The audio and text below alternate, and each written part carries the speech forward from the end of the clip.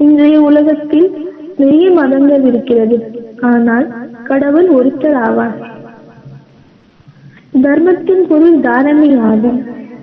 அப்போ நமது தாரணை என்ன? இந்த கேள்விக்கு பதில் இருக்கிறதா? இந்த கேள்விக்கான பதிலை சுயம் பகவானே வந்து தருகிறார். இன்னைக்கு வெறும் பாரதவாசிகள் மட்டும் இல்லை, ஆனால் முழு உலகத்தின் தாரணை சமமாக இருக்கிறது. அது என்னவென்றால், நாம் எல்லோரும் தன்னை 5 தத்துவங்களாய் உருவாகிய உடல் என்று நினைக்கிறோம். ஆகவே இதுதான் உலகத்தில் உருவாக்குற எல்லா பிரச்சனைகளும் காரணமாகும்.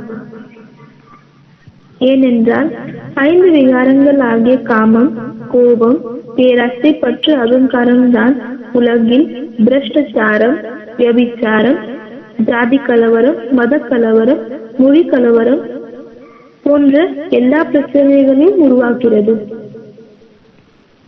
இந்த பிரச்சனை எல்லாம் தன்னை தேகம் என்று புரிந்து கொள்வதால் தான் வருகிறது.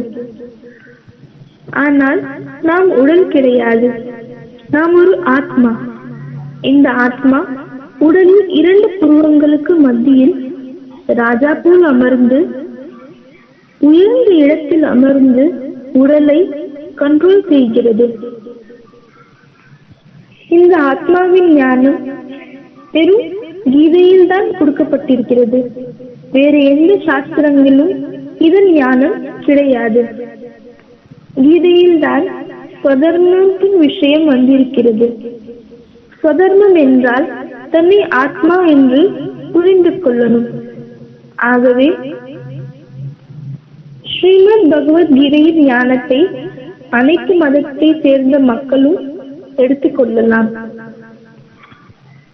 பெரும் கீதை மட்டும்தான் வாழ்க்கையை வாழும் கலை, கர்மங்களின் ஆழமான நிலை, அனைத்து குணம் நிறைந்த மனிதன் ஆகக்கூடிய யுக்தி,